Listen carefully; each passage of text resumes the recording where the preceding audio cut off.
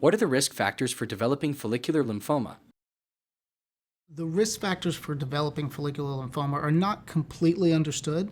There are some would consider certain types of infections, viral infections, or certain types of exposures might be risk factors, but it's often a disease that we don't necessarily know what triggered it in a particular patient.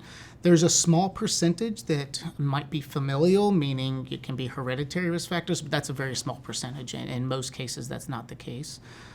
But we think in many cases it might be some sort of previous viral infection or some other type of infection that might have triggered the genetic changes inside those cells.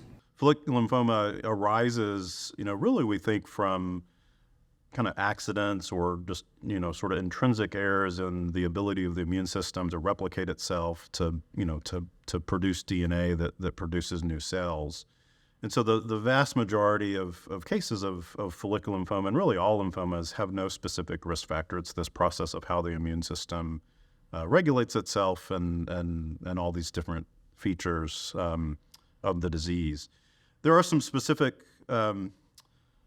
features that can raise the risk of lymphomas, including follicular lymphoma. So, persons with certain autoimmune diseases will have a much higher incidence of follicular lymphoma. Persons on certain immunosuppressants, including things like patients that have had like solid organ or bone marrow stem cell transplants, they can have a higher risk of follicular lymphoma. And then certain, exposure to certain medications.